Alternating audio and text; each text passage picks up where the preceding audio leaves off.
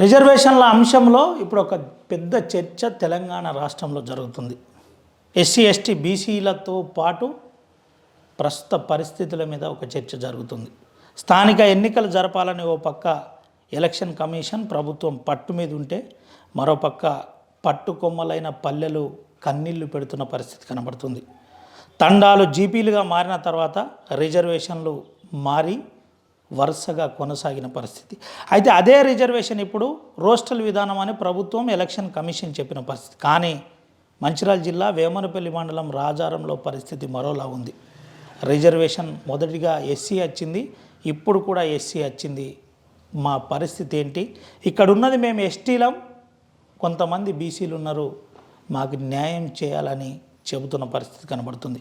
అసలు రాజారంలో పరిస్థితి ఏ విధంగా ఉంది, ప్రజలు ఏమంటున్నారు తెలుసుకుందాం. రాజారం సెక్రటరీ మనతో ఉన్నాడు, ఒకసారి మాట్లాడిద్దాం. ఏంటి బ్రదర్, ఏంటి రాజారం గ్రామ పంచాయతీ పరిస్థితి? ఎందుకు దానికి అంటే అది రాజారం గ్రామ పంచాయతీ 2018లో ఏర్పడింది కొత్తగా నూతనంగా. అయితే 2011 సెన్సెక్స్ ప్రకారం మనకి 2019లో రిజర్వేషన్స్ కేటాయించడం జరిగింది. అప్పుడు 2011 సెన్సెక్స్లో అక్కడ ఎస్సీ పీపుల్ ఉన్నట్టు అయింది, ఎస్టీ లేరు అన్నట్టు ఉండే. దాని ప్రకారం రిజర్వేషన్లో కూడా అప్పుడు సర్పంచ్ ఎస్టీ ఉమెన్ 3 వార్డులు కూడా ఎస్సీకి వచ్చినాయి సెన్సెక్స్ ప్రకారం. సర్పంచ్ ఎస్సీ, వార్డు మెంబర్లు కూడా 3 వార్డు మెంబర్లు ఎస్సీ వచ్చినాయి, 3 అన్రిజర్వ్డ్ వచ్చినాయి. అది కొత్తగా నూతనంగా ఏర్పడిన గ్రామ పంచాయతీ. అంతకుముందు ఎక్కువ రాజకీయ అనుభవం లేదు కాబట్టి మిగతా వార్డులకు కూడా ఎలక్షన్కి నామినేషన్ ఒక్కరు కూడా వేయకపోవడం వలన అక్కడ ఎలక్షన్ అనేది జరగలేదు. స్పెషల్ ఆఫీసర్ పాలన 2019 నుంచి ప్రజెంట్ వరకు జరిగింది. ఇప్పుడు వచ్చిన రిజర్వేషన్లు కూడా పాత రిజర్వేషన్లు వచ్చినాయి. ఎస్సీ ఉమెన్ సర్పంచ్, 3 వార్డు మెంబర్లు కూడా ఎస్సీకే వచ్చినాయి. తర్వాత వచ్చేసి 3 వార్డులేమో అన్రిజర్వ్డ్. మేబీ ఇప్పుడు అన్రిజర్వ్డ్ 3 వార్డులకి ఎలక్షన్ అనేది జరుగుతుంది వార్డు మెంబర్స్కి.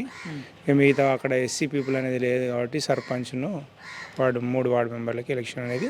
కానీ నేను ఏమంటున్నా బ్రదర్, ఇప్పుడు మొన్న కూడా కొంత ప్రభుత్వం అడిగింది ఎక్కడెక్కడ ఏ పాపులేషన్ ఉంది, ఏంటి ఏం సంగతి అని జిల్లా కలెక్టర్ అడిగినట్టున్నాడు. ఏంది, ఎందుకు అది ప్యూర్లీ అక్కడ అంతా ఎస్టీలు ఉన్నారు, ఒక 70 మంది మాత్రమే బీసీలు ఉన్నారు, ఎందుకు ఇట్లా తప్పిదం జరిగింది? ఎవరు తప్పిదం అంటారు? ఇక అది నాకు కూడా ఐడియా లేదండి. అది మేబీ సెన్సెక్స్లోనే ప్రాబ్లం అయి ఉంటుంది. ఆ సెన్సెక్స్ ప్రకారమే మనకు రిజర్వేషన్లు ఉంటాయి కాబట్టి దాని ప్రకారమే రిజర్వేషన్లు జరిగినట్టున్నాయి.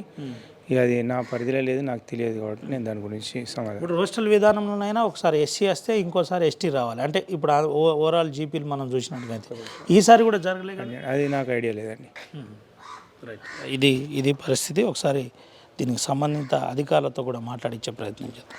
కొంత డీటెయిల్గా చూపెట్టే ప్రయత్నం, రాజారాం అంశం ఏంటనేది తెలుసుకునే ప్రయత్నం. అయితే మనతో పాటు వేమనపల్లి ఎంఆర్ఓ ఉన్నాడు, ఒకసారి ఎంఆర్ఓ గారితో మాట్లాడిద్దాం, ఏం చెప్తారో తెలుసుకుందాం. ఏంటి సార్ అసలు రాజారాం పరిస్థితి? రాజారంలో దాదాపు ఎస్టీస్ ఎక్కువ ఉన్నారు, ఒక 70 వరకు బీసీలు ఉన్నారు.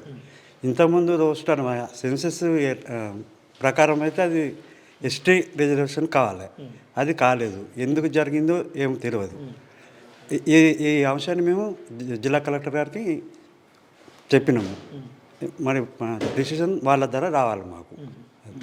ఏంటి సార్ అంటే ఇప్పుడు కూడా మొదటి విడత, రెండో విడత, మూడో విడత ఎన్నికలు ఉన్నాయి. ఈ అంశంలో ఏమన్నా మళ్ళీ ఒకసారి యాజ్ ఎ ఎంఆర్ఓగా మీరు ఎలక్షన్ కమిషన్ కానీ లేదంటే జిల్లా అధికారులకు కానీ అప్పీల్ చేసే ప్రయత్నం ఏమైనా చేస్తారా? తప్పకుండా చేస్తాం. ఎందుకంటే అక్కడ ఉన్నది ఎస్టీస్ కాబట్టి అక్కడ ఎస్టీ రిజర్వేషన్ రావాలి. అక్కడ ఎస్సీలు లేరు, బీసీలే ఉన్నారు. తప్పకుండా దాని అంశాన్ని మేము కలెక్టర్ గారికి పంపిస్తాం. ప్రభుత్వం కూడా చెప్తుంది ఎస్టీ పాపులేషన్ ఉన్న ప్రాంతాల్లో వెంటనే ఎస్టీలు రిజర్వేషన్గా ప్రకటించాలని.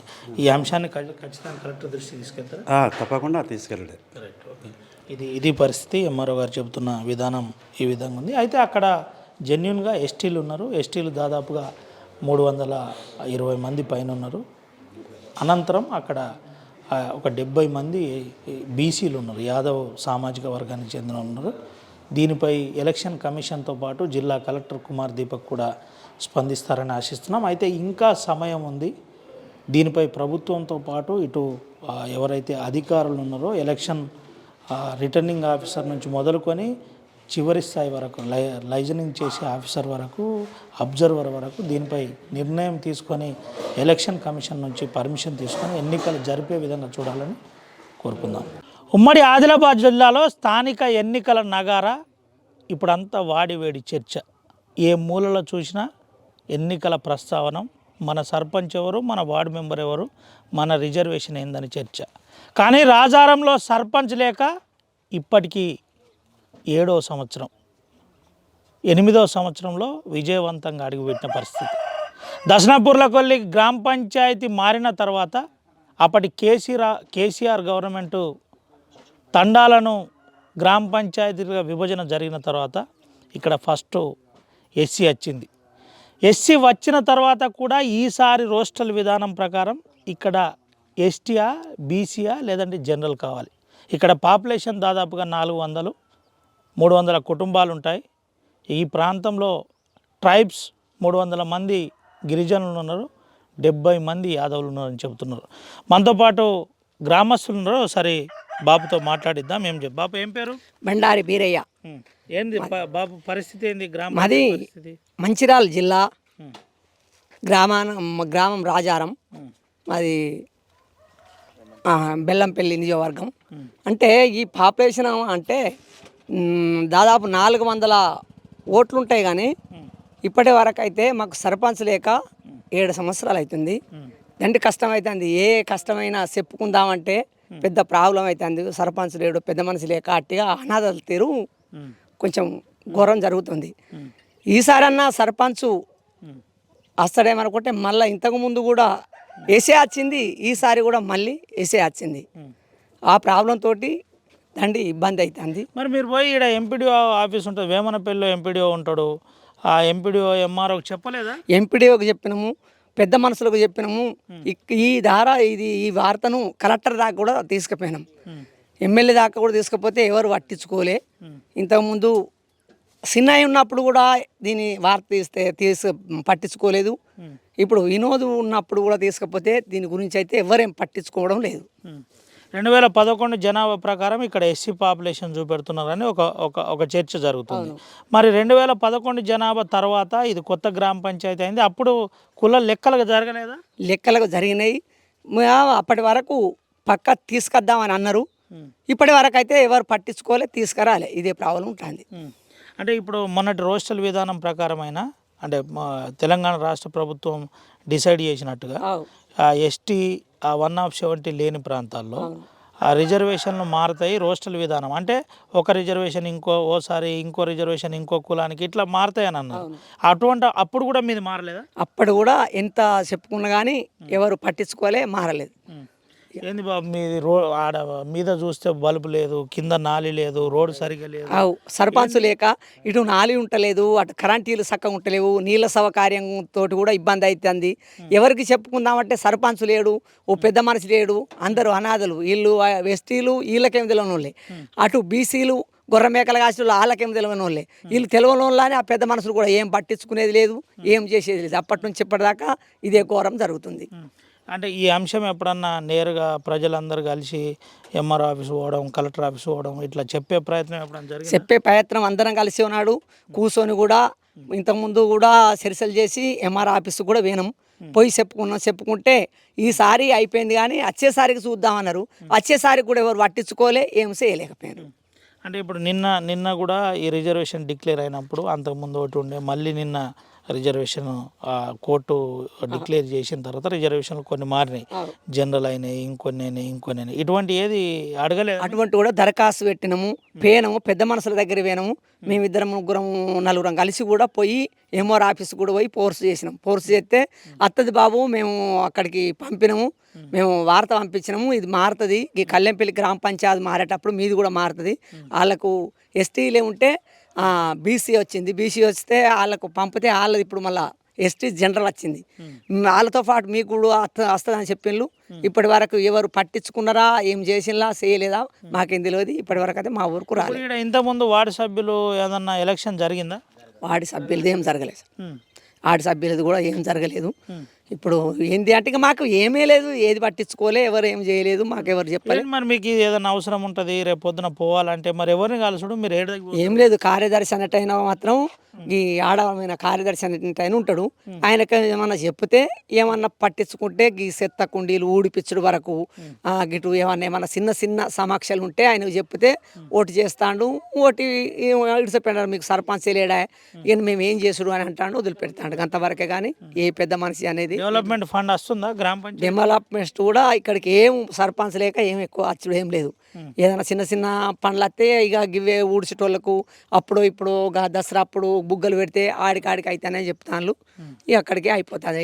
ఏమంతా డెవలప్మెంట్ కూడా ఏం లేదు. ఏం చెప్తావు మరి గవర్నమెంట్కు? బీరన్న ఏం చెప్తాడు?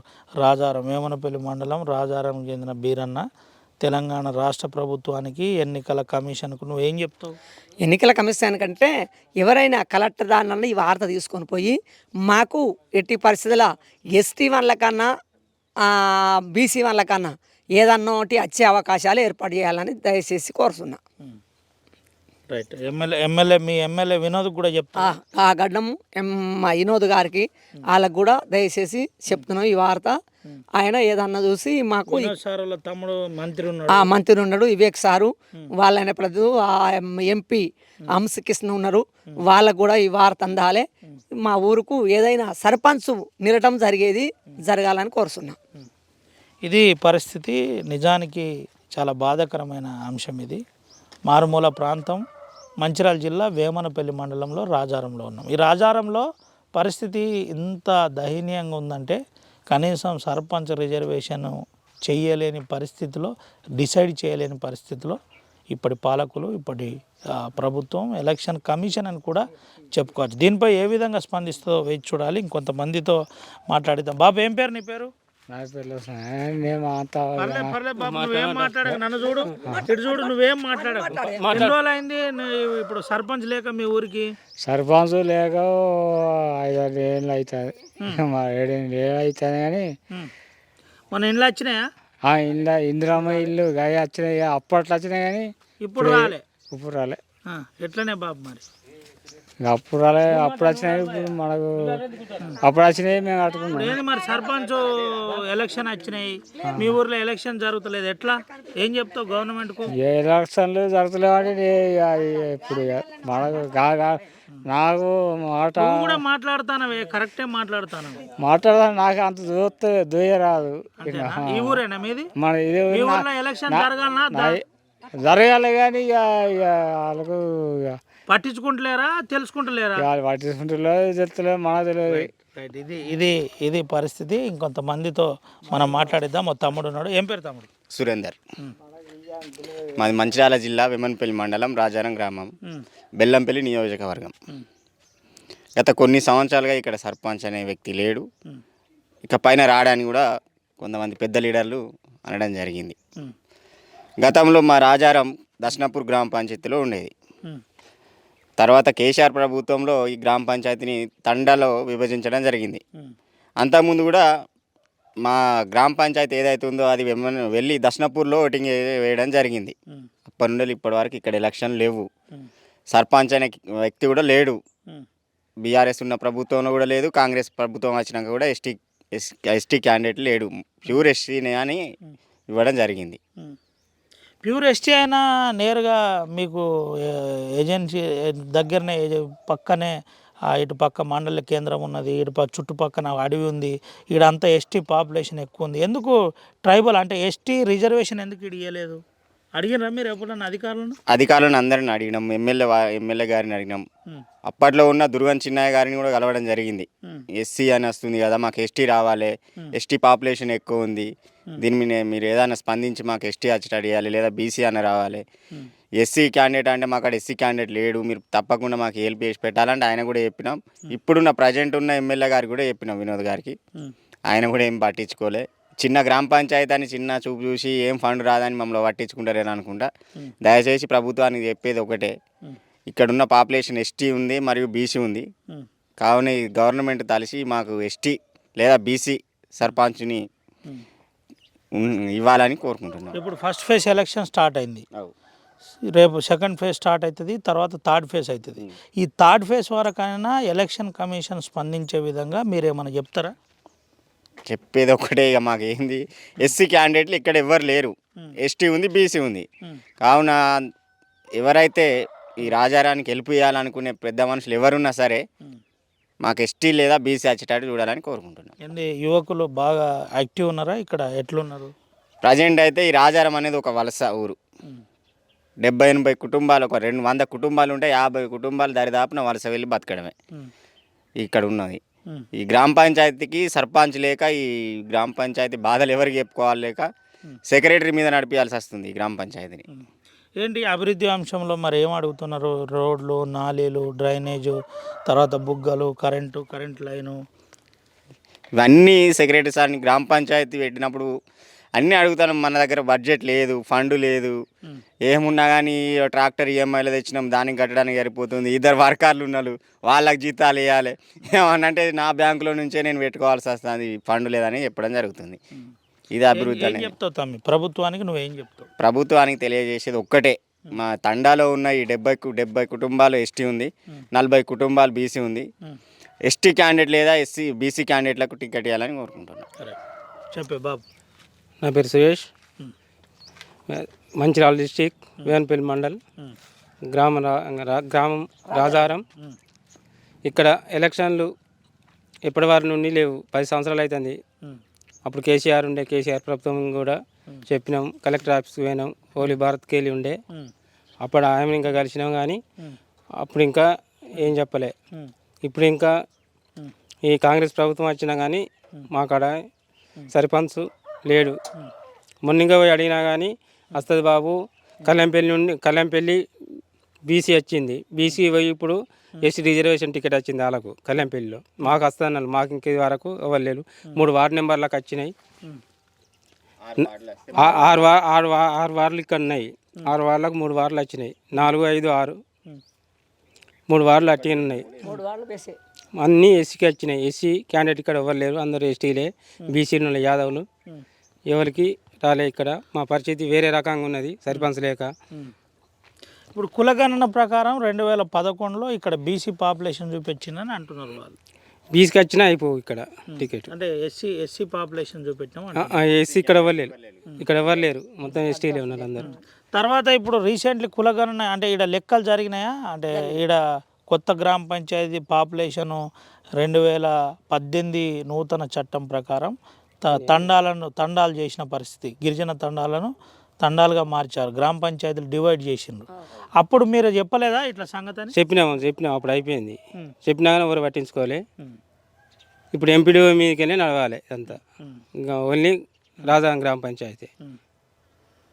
మరి ఏం చెప్తావు ప్రభుత్వానికి? ఏం చెప్తావు?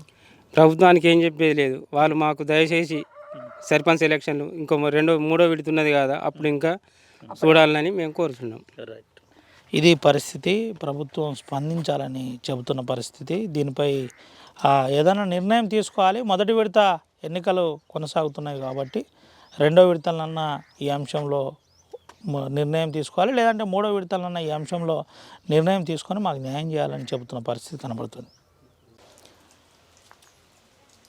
రాజారం గ్రామ పంచాయతీ ఎలక్షన్ కమిషన్ రమ్మంటుంది. మేము ఎస్టీలం, మా రిజర్వేషన్ వెంటనే మార్చి ఇక్కడ ఎన్నికలు నిర్వహించమని చెబుతుంది. ఇక్కడ పాలకుల పట్టింపు లేకనో అధికారుల నిర్లక్ష్యమో కానీ ఈ గ్రామ పంచాయతీకి ఎన్నికలు లేక ఇప్పటికీ 7 సంవత్సరాలు గడిచిపోతున్నాయని ఇక్కడి ప్రజలు ఆవేదన వ్యక్తం చేస్తున్న పరిస్థితి.